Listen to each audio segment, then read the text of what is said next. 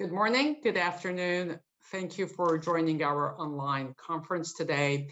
I'm Scheherazade Samsar de Boissezon, former CEO of Politico Europe and the inaugural executive director of the McCourt Institute. I'm honored to be hosting and moderating the discussion today. Before we kick off, I want to thank our co-sponsors, Georgetown University, Global Economic Challenge Network, and Solvay Brussels School of Economics and Management, Université Libre de Bruxelles. More specifically, Frank Vella, the Edmund Villani Professor of Economics at Georgetown, and Michaela Castanheira, the Director FNRS at the Solvay Brussels School of Economics and Management. They have been the force behind in-person and virtual discussions of our network, the Global Economic Challenges Network, that bring together on a very recurrent basis leading scholars with policymakers to discuss the most important and pressing economic problems of our times. Today, obviously, one topic, Ukraine. We will be talking about the ongoing Russian invasion of Ukraine and the economic sanctions imposed in response, which have resulted in major economic upheaval. We believe the sanctions will have a variety of economic repercussions throughout the world.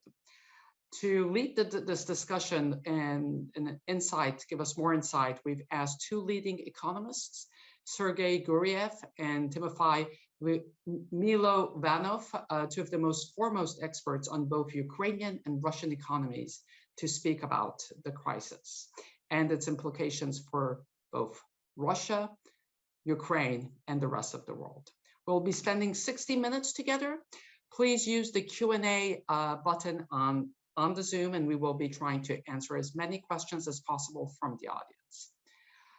We will start with you, Dr. Milovanov. Thank you so much for joining us from Ukraine. You're the president of Kiev School of Economics, an associate professor at the University of Pittsburgh. From October 2016 to August 2019, you were the deputy chairman of the board of National Bank of Ukraine, and then you served from August 2019 to March 2020 as Minister of Economic Development, Trade and Agriculture of Ukraine. During your professional career, you've taught at both European and American universities in Germany and other universities in the US. It's a great honor to have you here today with us. Very grateful that you're joining us from Ukraine. I will now let you maybe give us your first assessment of the economic challenges and how you see this from the Ukrainian perspective. Thank you.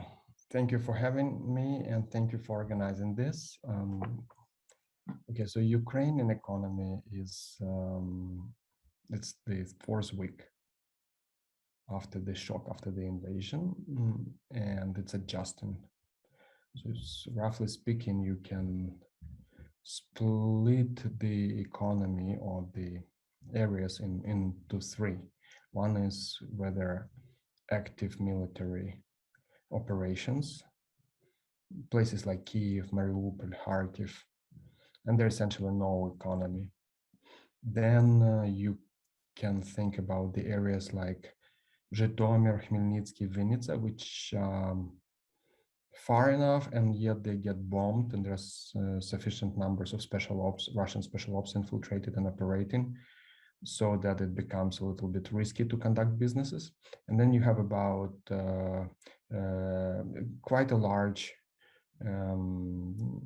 area in the west of Ukraine, southwest of Ukraine, where it feels like there is no war. Well, it doesn't feel that way. It's only relative, because you still get bombed. You just don't have special ops operating at the extent that it's threatening. You can actually drive at night in a car, and they all have different structural issues and different ways of adjusting to the shock. The areas which are close to the front lines, in addition to what we see in the news, the Russians are targeting some critical infrastructure. That is energy related, everything from, we have seen troops being put up into nuclear power stations, but it's just a small part of it. They attack and bomb energy grid. then they burn actually warehouses specifically with food and medical supplies. And of course, transport and infrastructure from railroads to roads, all this is not very well functioning. So logistics becomes a nightmare, and these cities rely on logistics, and so this is very operationally challenging. There's no economy except of the war economy, where supplies are coming from the rest of the country. In the central Ukraine, the issue is, essential economy is working. There's some congestion effects, and it's more about government stepping in or international community stepping in and providing security, providing liquidity, providing guarantees that, let's say if you plant wheat, a farmer plants wheat and it gets later burned, destroyed, and the government will pay, or someone will pay the cost back. And the rest of the country is dealing with a structural kind of change. Everything is working there, but suddenly there are 5 times more people, because we know the numbers of refugees, about 3 million people cross the border, but the number of internally displaced people probably is at over 10 million people. So the infrastructure in the western central Ukraine is overwhelmed. Simply. So there are different responses to that, but it's all working. The banking system is working. Gas stations have gas. Food is available. I'm going to get a haircut today after this talk, actually, I was supposed to get it on Monday, but I was late 20 minutes, and there was a line, and the hairdresser kicked me out, said, you missed your spot. So, there's demand there, and, there are lines at coffee shops, and some restaurants are open. So it's working, it's just overwhelmed, and it's adjusting and restructuring. That's on the micro level. On the macro level, I think for the global economy, there are 3 important aspects. One is, of course, energy security, because oil pipelines, not only gas, but gas and oil pipelines go through Ukraine. Then there is nuclear stations, power stations, and now our grid is connected, electricity grid is connected to Europe.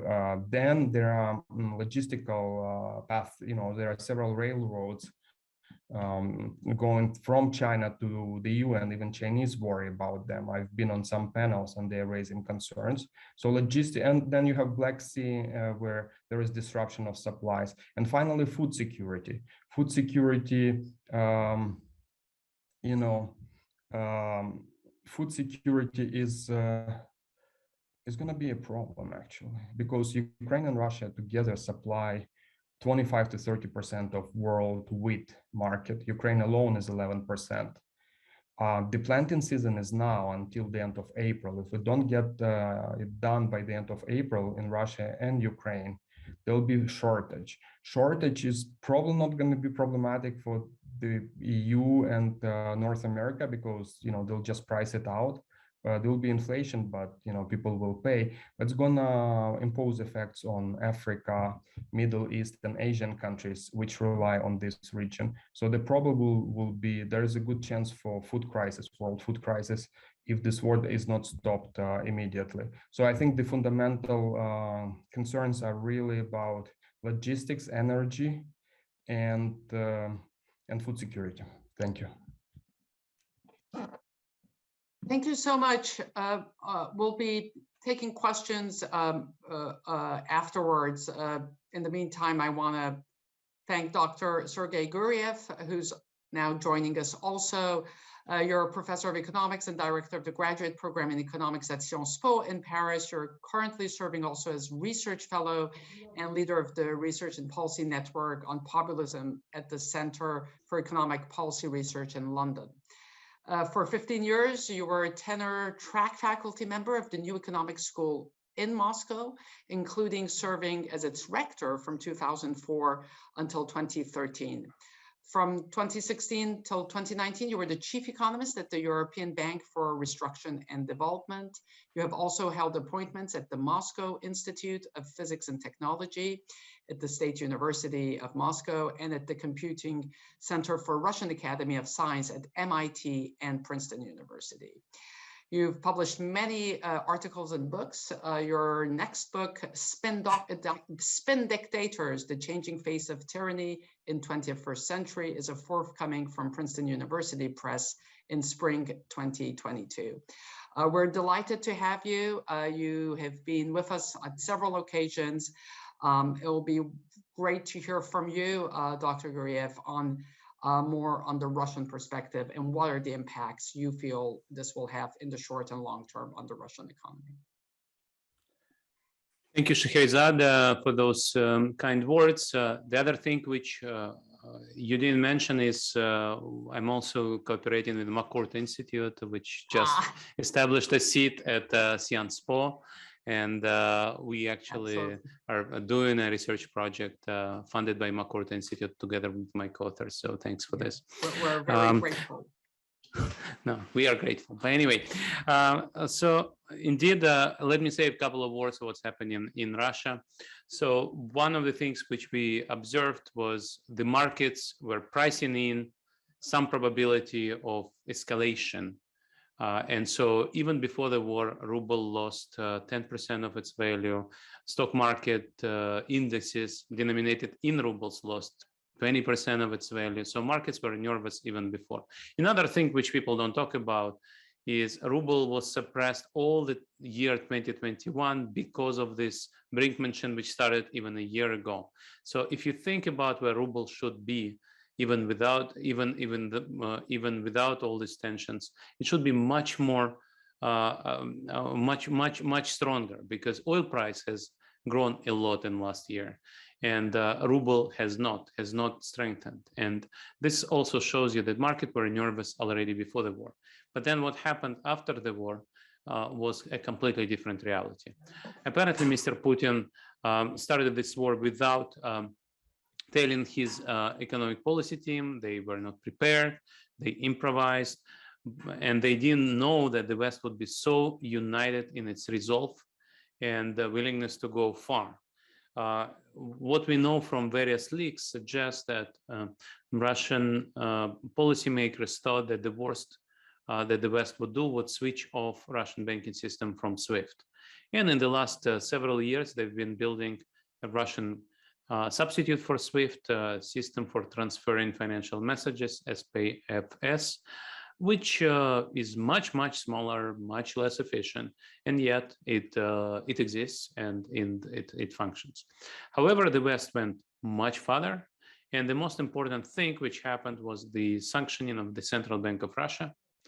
The reserves of Central Bank of Russia that were one of the main pillars of macroeconomic stability in Russia were frozen.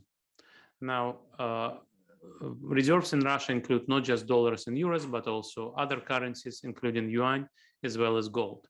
We don't know how much gold and yuan is in the reserves. The central bank publishes the composition of reserves only half a year after the date.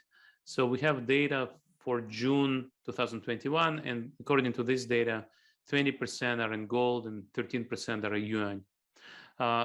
Yet even these amounts are not accessible, because if central bank is sanctioned, nobody will want to buy gold from the Central Bank of Russia because of the risk of getting under secondary sanctions by the US Department of Treasury. These things happen, these things exist. And I'm now sitting in Paris. In Paris, there is a bank, BNP Paribas, which actually which did break American sanctions in the past, sanctions against Cuba, Sudan, and Iran, and had to pay a $9 billion penalty, fine. And so even Chinese banks don't want to go this direction. So since the beginning of the war, big Chinese banks have been complying with US sanctions. The multilateral institutions based in China, such as Asian Infrastructure Investment Bank and New Development Bank, froze operations in Russia.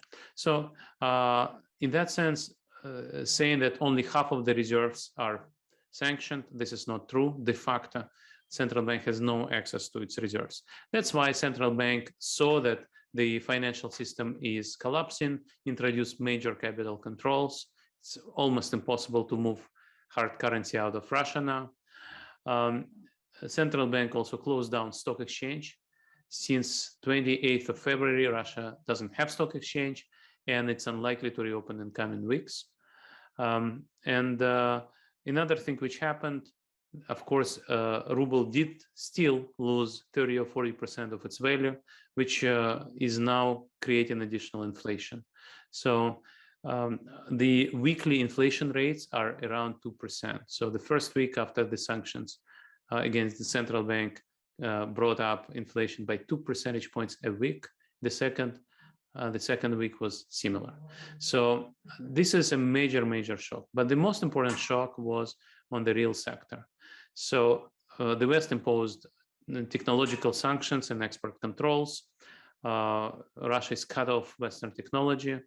Russian owned or operated planes, if they're produced by Boeing and Airbus, are no longer serviced. So if Russian government believes that Boeing standards are fine, these planes will not fly anymore. Now, Russian government said that Boeing and Airbus standards are too stringent, and so Russian government will impose more lenient standards, and so these planes will be able to fly within Russia, though, because European airspace is closed. But still, these are the shocks that are there.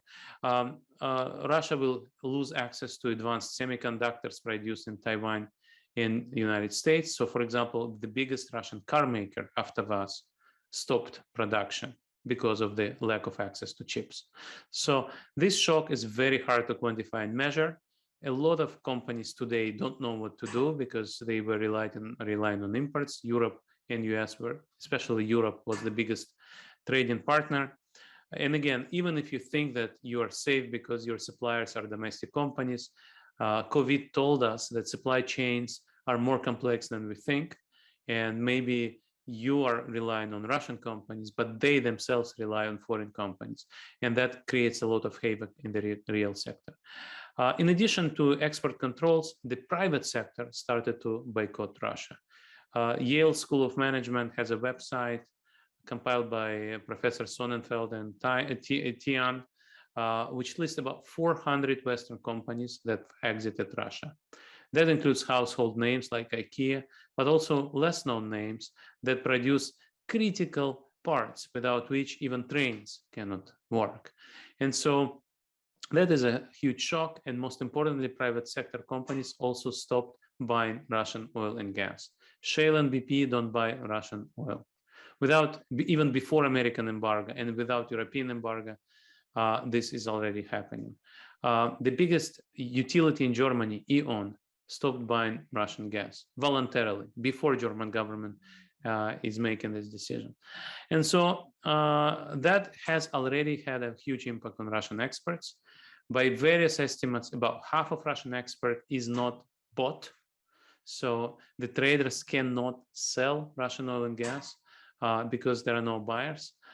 Russian oil is trading with a discount of $30 per barrel, which is unprecedented. And in that sense, Russian export is hit even now before European embargo is introduced. And so in that sense, Russian economy is suffering already.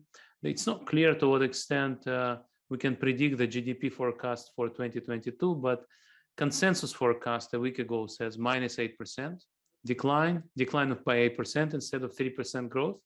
But there are even estimates of 11% and 15% decline. And if that is true, that will be the biggest recession since early 90s. In many ways, Russian economy is back to early 90s or actually to the late 80s because McDonald's is gone as well. So this is where Russian economy is. Now, the question that we need to ask right now, that is asked always, will that have an impact on Mr. Putin's geopolitical behavior? And the answer is, we don't know. We now think that the destruction of domestic economy may be important, but what is important most is whether he still has resources to pay for his war. So far, he's been doubling down. And so for that, embargo is important. If Europe joins American embargo on oil and gas, that will close down the light in the end of the tunnel for Mr. Putin. Right now, he may still have hopes that he will be able to reorient oil from shale to some non-Western companies. But if there is a European embargo, it will be much easier to convince China to join it implicitly or explicitly. And that will destroy Russian ruble, but also Russian budget. At this level of oil prices, if he gets full oil revenues from exports, if he manages to restore oil exports, he will have a budget surplus. If oil embargo is in place, he will have a huge budget deficit and he will not have money to pay his policemen who beat up protesters in the street and his soldiers. Let me stop here. Thank you so much, Dr. Milovanov. I think you have a question. Yeah, I or just wanted a comment, to, or maybe a comment more than a question. Yeah, I wanted to comment on this. I agree completely with Sergey, actually, on the assessment and the perspective that Sergey has put. I think one question that we're kind of talking about it, but I think it was not, it might be not emphasized as important. This question of financing the war. We as economists, we tend to focus on GDP for, growth but fundamentally the future of the region depends on when and under what conditions the war will be stopped. And what will happen with Ukraine and Russia after that? What kind of regimes or governments and structure, security and political structure will be there and around in the region? So the question of financing the war is actually fundamental. Because if the war is financed, then doubling down so far has been the strategy of Mr. Putin, and that will be, it will be enabled if the war is possible to finance. So we're not really talking about, okay, there will be inflation, but we can pay salaries, or we can just, people will maybe be poorer, but it's really about being able to pay police and being able to pay military, and also being able to service tanks or missiles, equipment. So in that sense, financing of the war is not just, it's about money, but not just money. It's about the critical imports which are needed for the military to continue to be operational. So those critical capital goods. And of course, the EU and North America are blocking supplies of these critical goods. And the question really becomes if it's possible to resource it through China, for example. And China, of course, is not providing this in a G2G kind of mechanism. So here these things become a little bit strategic and interesting, because you can source on the war market, and unfortunately now I have had some experience how trading routes work during the war. You actually have a lot of intermediaries which are specializing in this. Okay, it's a market, it's a gray market, and they're not per se interested in the war here. It's just a small market. There are bigger wars over the recent history. In Africa, there is steady demand for high-tech weapons even. Yeah, Middle East is a great market for these guys. And this stuff is produced on the margins of the, semi-regulated area.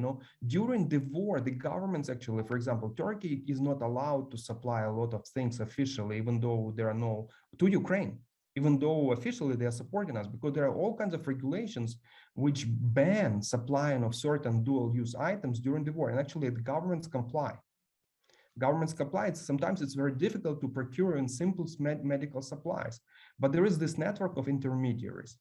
And this network of intermediaries rely on the ability also to source critical components. So if you look at the Chinese company or Middle Eastern company somewhere in Emirates, for example, in Qatar, will they be willing to supply something to Russia? Well, that depends. If there is a threat that Russia is sufficiently toxic that they will lose the inputs down the road, because the European companies will stop working with them if they supply weaponry or critical inputs or resell them to Russia, then they will be sabotaging it. And the same applies to Chinese companies. It's just the Russian market is not large enough for Chinese companies to be willing to sacrifice the European and the North American and the Latin American and the African and Middle Eastern markets. So in that sense, economy is kicking in, and had Russia had a much bigger economy, maybe the calculus of these companies would have been different. But then when 13 years ago, I remember I was in some closed door meetings about about future of Russia, Ukraine, something, people were saying nothing is going to happen because Russia hasn't got the economy. It's not large enough economy. And only now, unfortunately, I understood what the meaning of that is. The war market in terms of money is not large enough for the global gray infrastructure of supply and critical inputs for weaponry to be able to support Russia when it became toxic. So that's an aspect we as economists usually don't talk about, because thank God we don't have to talk about it. But that's a perspective I would like to add to this conversation. Thank you so much. We have a lot of questions, excellent questions for both of you, and some for one question maybe, Sergey, we can ask you, and please, Timofey, feel free to jump in. You talked a lot about the multinationals and how they're severing their links with Russia, especially in the energy sector, E.ON, and other companies are coming every day, are being added. But who do you think should make these decisions, the companies or the governments? Who at the end of the day should take Google Cloud the other day announced that they won't take on any new clients, Russian clients, but among the old clients, there's Gazprom, which is using Google Cloud every day, to fill information and probably other things. Who should make this decision, and how do you see that? Well, it's hard for me to answer this question. I'm not a citizen of these countries, and in general, we see the great shift in public opinion. We see that citizens demand those changes, and I saw in chat a question from Roger Lagunov referring to this list of Yale School of Management of companies who don't exit. And these professors actually ran companies who exited completely, suspended, exited partially. And your question, Shehrazada, is exactly about companies which exit partially or stay. And I think the right way to think about this, and I guess here I don't contradict Mr. Putin, who actually in the speech yesterday mentioned words like final solution and national traders. So for German people in the audience, I can tell you how it's translated. In Germany, that's the word Endlösung, which is final solution, which Germany came up with 1942. I think the right parallel is take a time machine and travel in 1939, and knowing what's going to happen afterwards, think, can we do something differently? And I think companies should behave differently because it's good business to exit Russia now, because otherwise you'll get boycott of your own. People will start boycotting you. And then if that doesn't happen, then voters should lobby governments. But I think the change in public opinion is so tectonic that very soon companies start exiting. So I'll give you an example. Raiffeisen Bank, which has built a great franchise in Russia. It's one of the leading Russian banks. In the beginning of the war said, we have clients, we cannot really exit. We'll continue servicing them. We cannot just let them be cut off finance. Now says, no, we need to consider all the options available, and it's very likely we are exiting. So things change and change quickly. And I think the same will happen to Google, Microsoft. Some software companies already are exiting, but just to mention not Google and Microsoft, but SAP, right? A lot of companies run on SAP. A lot of companies are running on Oracle. So the question is, to what extent getting money for this is a good business idea? I would argue that reputational costs are so high that maybe it's time to sacrifice the revenues from Russia, simply not to lose your revenues abroad. I'll give you another example. A year ago, Russians protested against imprisonment of Alexei Navalny, and one of the managing partners of McKinsey Russia wrote an email to his to his colleagues, please don't go to the protests. And then one of the US congressmen, Marco Rubio, published that and said, McKinsey should choose if it wants to keep its business in Russia or its business with the US government. And McKinsey immediately changed course and said it was a typo. We actually said, if you want to go, you should go. We didn't mean to say, don't go. And this is the choice companies make. If you want to do your business with Western customers, maybe it's really high time to rethink your strategy in Russia. But if it doesn't happen, then eventually I think government will do something. Thank you so much, Timofey. Would you like to Will be add a quick. comment? So additional angle on this is that there is company flight from Russia. You know, we talk about capital flight, but there's basically this phenomenon is called, or should be called, company flight. There is also human capital flight. Even if the companies are staying, the talent is leaving. And we know that in Ukraine, because we're monitoring it for a fact that all high-tech talent is leaving. So even if Google stays in, even if Microsoft stays in, the top management of this company, Russian citizens, are leaving the country. Yandex, Tinkoff, you know, they're relocating thousands of people as we speak now, setting up other companies or joining, you know, or to different headquarters. I have talked to we have a number of Russian high-tech talent people in Ukraine who left between 2014 and 2022. And some of them are, you know, Forbes type in terms of wealth. And I talked to one of them yesterday. They operate in 80 countries and control, you know, in certain areas up to 80%, let's say, of a continental market. They say he doesn't have any single friend left in Russia, in his industry, who has not left and who is not relocating his company. Thank you so much. More really great questions from a very wide audience. I'm sure you're also looking at them. Some of the, maybe going back to the food prices and what are the implications for developing countries. There was also an information in Nikkei Asia that revealed that by mid-2022, China may hold 69% of world's corn reserve, 60% of rice, and 51% of wheat. How do you see this dynamics on the food crisis between Ukraine, Russia? Timofey, you were saying this is a key moment right now because of the season. How are the developing countries going to react? What's this going to give as power to China? What's the bargaining power that we will be seeing in the coming months? Right, I don't know if Timofey or Sergey, please feel free. I'll this time go first and then we'll switch. Yeah, so sure. I think you split it in three parts. One is immediate shock. For example, right now, Black Sea is not the best place to ship things, even though some are being shipped from Russia nonetheless. But essentially, there are at least 5 million tons of grain from this current harvest, which were supposed to be shipped, are not being shipped. They are blockaded and they probably will not be shipped because storage facilities are limited. So the way this economy works is that the storage facilities are limited. People invest in storage facility only to move it, or otherwise they invest in processing plants.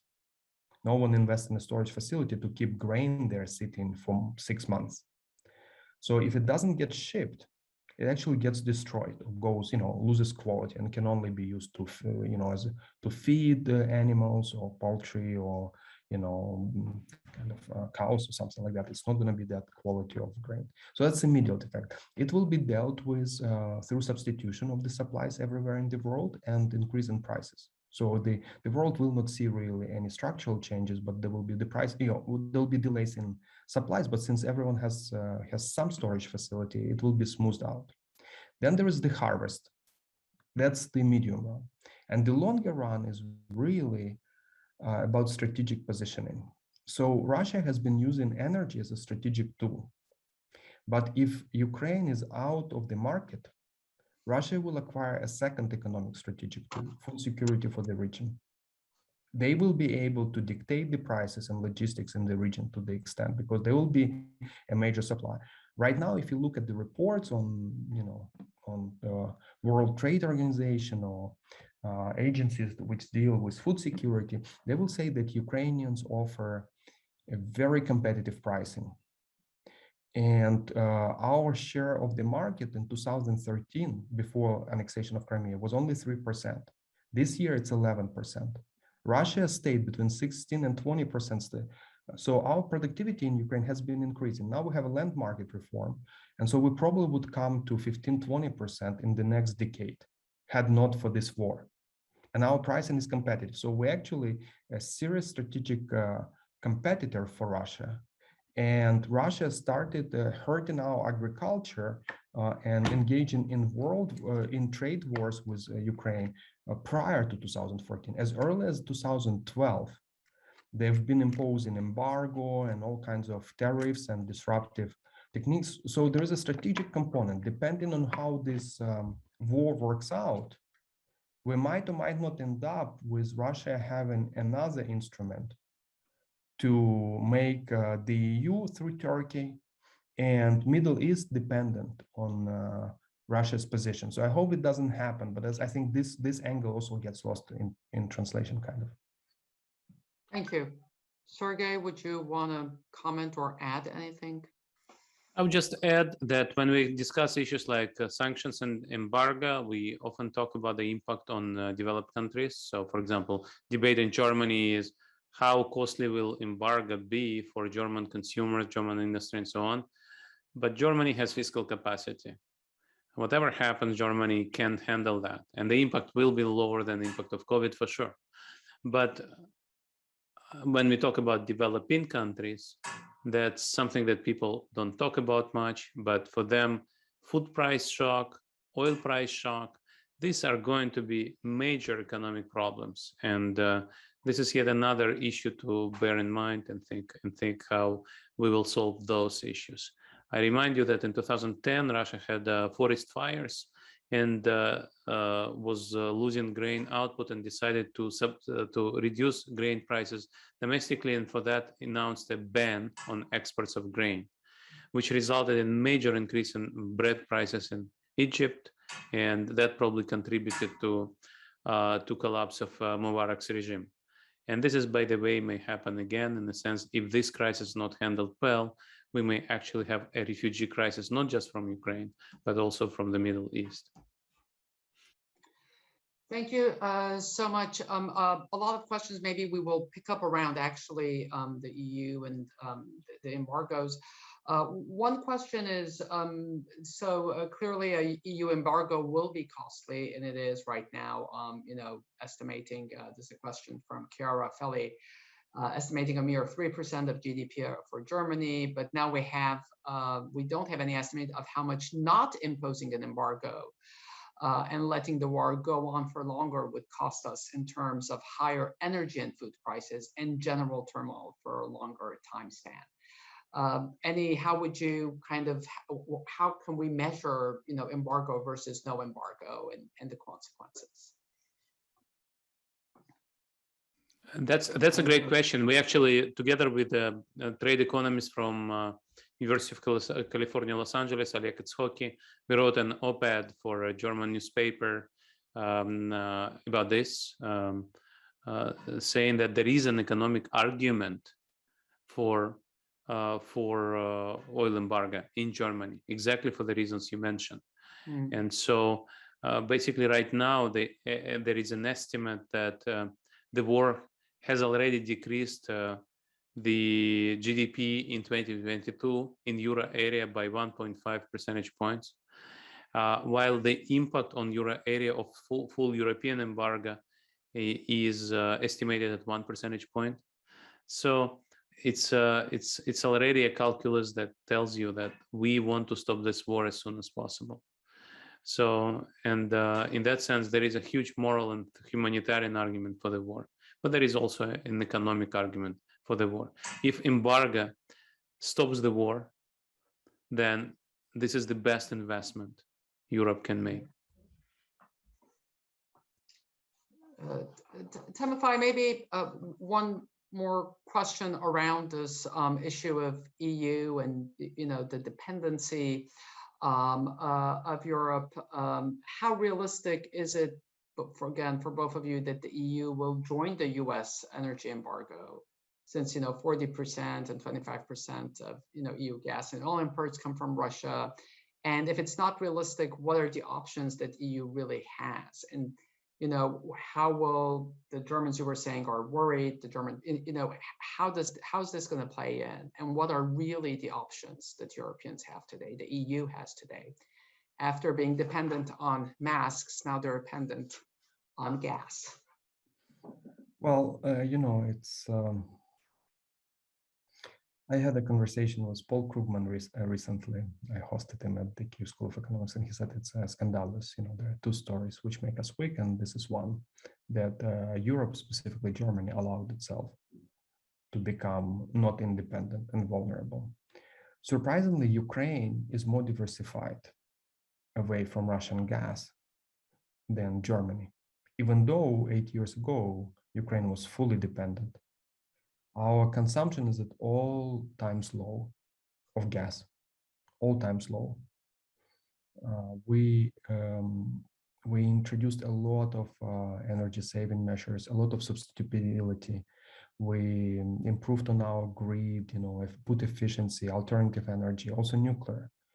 Germany made these decisions about nuclear power plants, stopping them, but that made them vulnerable in a strategic sense. I don't know what the solution to that is, and short-term, immediate, and the longer run.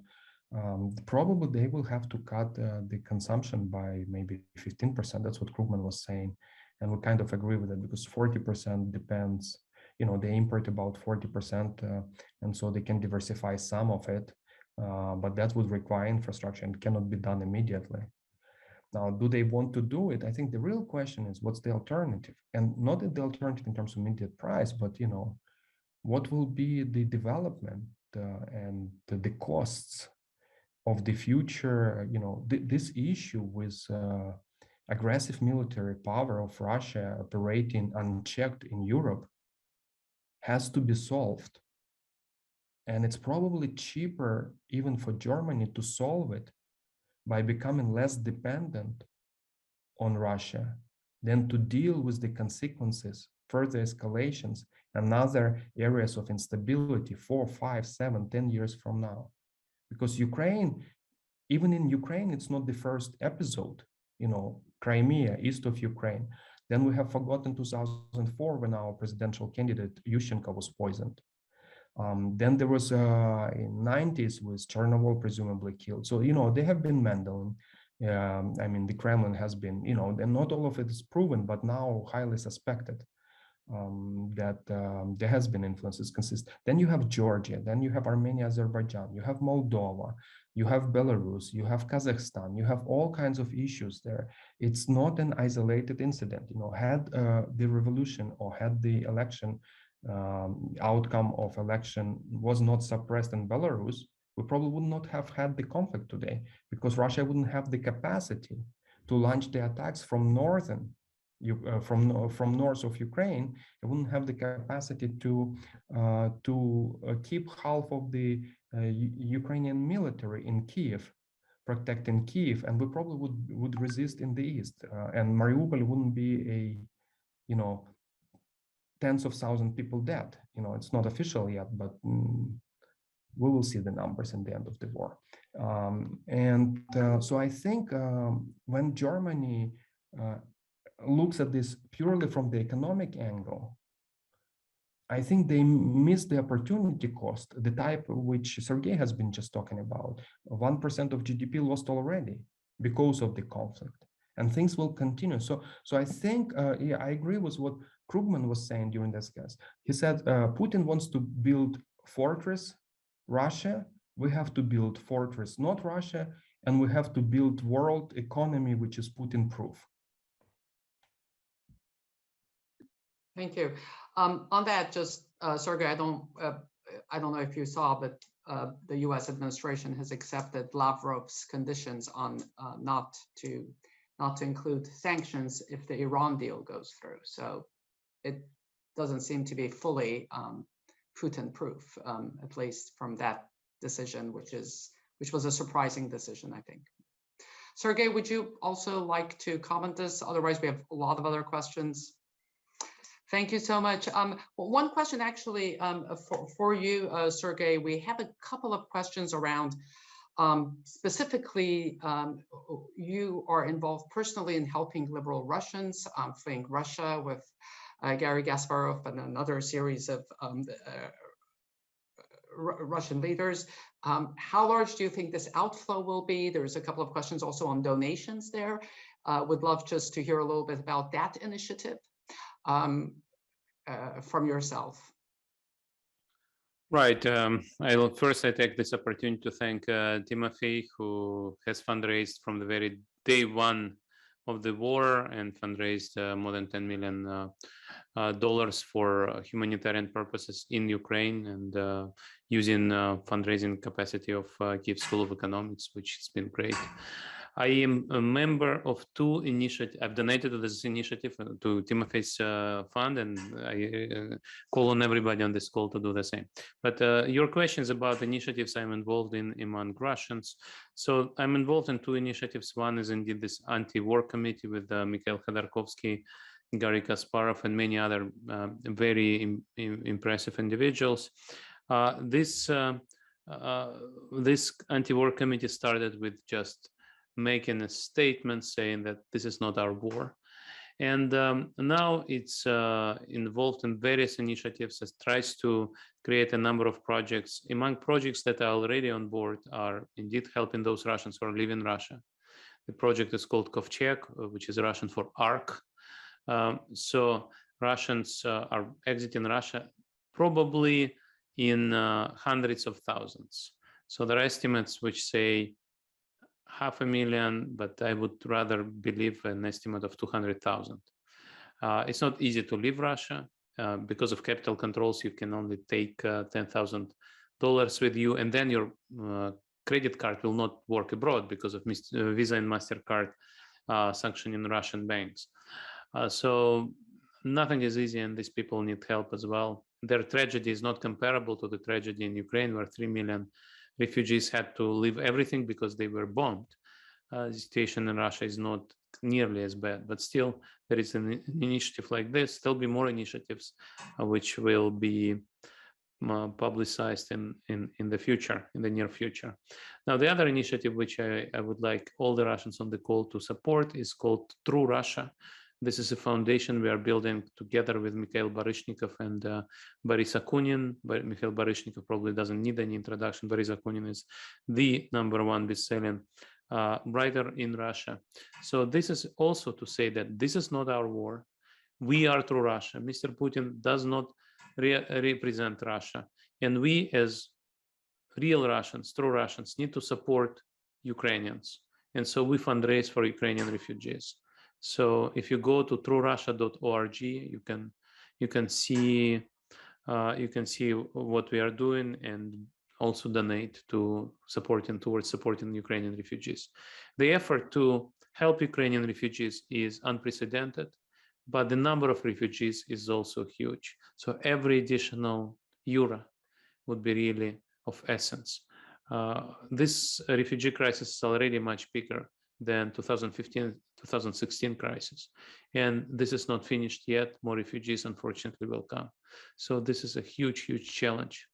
And we as true Russians want to help those Ukrainians who are suffering from our inability to stop Mr. Putin. Can I also use this opportunity to briefly talk about this? So what Sergey is doing is important, is very important, and I think we complement each other. Our foundation operates in Ukraine, but we do not operate outside of Ukraine. And so outside of Ukraine, if you want to help someone outside of Ukraine, I really would ask you to donate to initiatives like Sergey's True Russia, because there are no overheads, they are fast, and that really is important. I have worked with humanitarian organizations, internationals. Some of them still have not had board meetings 3 weeks in the war to authorize funding for Ukraine. Or they just, ship whatever they have in stock somewhere in Poland and create congestion and waste because no one has the ability or specifications are wrong or something like that. So organizations like Sergei, they actually target specific needs. Now they operate outside of Ukraine, we operate inside Ukraine. And here's an example of what we do. Most people, most civilians now die from blood loss if they are shelled with this cluster munitions, with grads, or a ballistic missile lands. You either die immediately, or most likely you get cut and you are bleeding. So if a missile or grad land or fire at you, then you'll have, let's say, 20 people, 30 people in a residential building, 200 people, all bleeding. The analogy is a little bit like with a mask, losing oxygen in a plane. You have to have masks drop down immediately, and you have to put them on yourself, which means you have to stop bleeding. And there are two approaches. One is mechanical, and the other one is chemical. And that means that you have to have hundreds of thousands of kits, medical kits, which have these 2-3 elements. Unfortunately, these kits are different, have to be different from the typical NATO or EU specifications. Why? Because the Ukrainian system is slightly different. So what people don't realize, they send the standard specifications and then they are missing elements because this is some of the medications, because the EU specification assumes that the hospital has some protocol, and once the person is in a paramedic in his bag has something, and Ukrainian paramedic is unlikely to have that. So then you have a problem that you need to add additional ingredients into these packs. And then, there are no bags for that. And you have to change the bags. It's all custom made. So we figured all of this out. And essentially for $70 to $100, we can get one medical kit, and it's likely to save life. And it's also tax deductible, at least in the US and in Ukraine. And so it's at the KEC website. It's on my Twitter. And please, support Sergei initiative, and please support the Kyiv School of Economics initiative. Thank you very much. Thank you so much. We've got around a couple of more minutes actually left.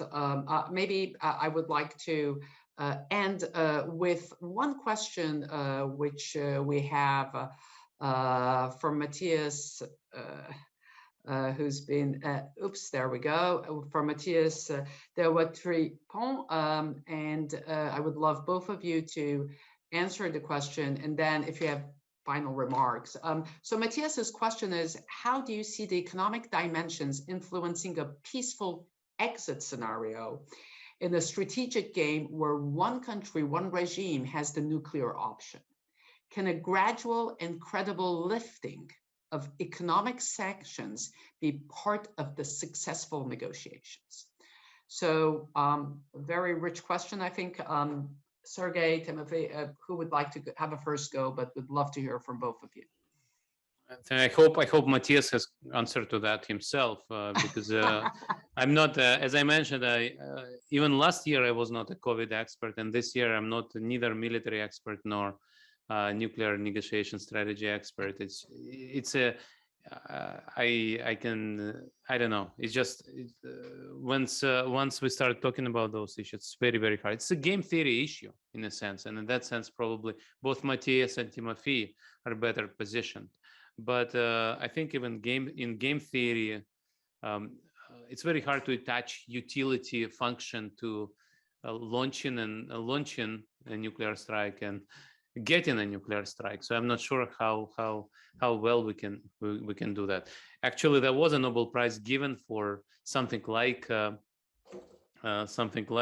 Caribbean crisis, but it's just I don't know. I would rather skip. Timothy, you're a game theorist, Yeah, indeed. I have written papers on this too, on strategy of conflict, and Thomas Schelling got a Nobel Prize, that's the only person to my knowledge from State Department who got a Nobel Prize for a book written based on. That's not the only book he has written. He's really a genius, but that's perhaps the most known book, Theory of Conflict. It's a fascinating book, and it's a very useful way to organize thinking about it. But I wouldn't base policy on this. I think the stakes are so high, and we know that our models are useful simplifications of the reality, but this is the case where simplifications could be fatal. So I think one lesson I've learned, and I think the world has learned, that these two words, Putin and nuclear weapons, in the long run are not sustainable for the world. So that's something we all understand. There is a lot of talk about doctrine allowing, Russian doctrine allowing tactical use of nuclear weapons. There is this mining of nuclear stations. There is all kinds of evidence that they are frivolous when it comes to nuclear threats to the world. That's simply dangerous. That's simply irresponsible on a different level, you know, and we have seen the evidence. The military is irresponsible. Their attacks are chaotic. There is no clean strategy. They are unable to execute supply lines. So there might be a fantastic strategy in Kremlin, also justified by game theoretical considerations, but it will be not implemented because there will be, during the command chain, something will go wrong. So I think it's a dangerous situation for the world, and the world should start thinking about decoupling, you know, Putin and nuclear weapons in one way or another. In some ways, maybe similar to the way Ukraine was decoupled in 1994. Now, we see the consequences of that, and Budapest Memorandum, which was promised to Ukraine, really has been not worth the paper written on it.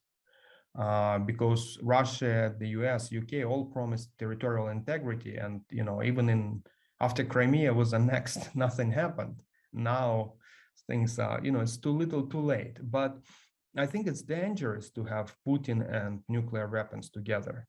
So it has to be decoupled, and I think military and politicians have a better take on how to do it. But it's obvious that our perspectives on how Putin behaves and reasons are wrong, because we have been surprised time and time again. So we don't have anything except empirical evidence, and every assumptions we thought about rationality of Putin has been violated. He has been doubling down on everything. And I think we should just stop being in self-denial. Thank you so much, Timofey. Thank you. Any last remarks, Sergey, Timofey? We will be ending in a couple of seconds. We will be posting right now in the chat the donation, the website that Timofey told us, kse.ua/support/donation. We will be putting that in the chat for all of the participants, and we will be including this also in our video highlights in the coming days. Last remarks, Sergey, and Timofey, please. Sergey, and then or the other way around. No, I have no last remarks. Thank you very much for organizing this interesting conversation. And thank you. As they would say in France, bon courage à Timofey, who is now in Ukraine. Yeah, I would like to thank Sergey, and I would like to thank you for organizing this, and I would like to thank Sergey for having, you know, the leadership and courage and bravery to have this True Russia Fund. This is important. We discussed it privately, agency and leadership, and Russian people need that. And I'm very glad to see, you know, I love Russian people. I don't love those who should, but, you know, I don't say that publicly. But when I see these conscripts, you know, kids, some of them, you know, they didn't even know they were sent to Ukraine. And, you know, there was a unit, we discussed that there was a unit in Sumy, which was simply told that they're in Crimea. So they were shot on sight. They didn't even understand what happened to them. That's also war crime with respect to your own population, to your own people. So that's really bad. And I think we as humans have a responsibility when humanity is suffering. We have a responsibility to look at the facts and form our own opinion and to act in the way we can, but to act. It's our responsibility as human beings, so that things like that, that the disease like that doesn't spread. And I've been guilty of that too until the war came to me. I've been, you know, Syria was too abstract for me. Georgia was too far for me. Africa, you know, it's our responsibility to learn the truth and not to abstract from the suffering of others, and then to act to stop it. Unfortunately, you understand it only, at least in my case, after you are bombed. Thank you. Thank you so much. Thank you both for this really interesting discussion. We've shared both donation websites. And thank you so much for joining us. We have a lot of great questions. Regret we weren't able to follow through all of them. But thank you so much. And Timofey, thank you again for joining us at such a special moment. Thank you, and thanks to Frank Vella and Mikhail Castanheira, the men behind all these amazing events. Thank you so much.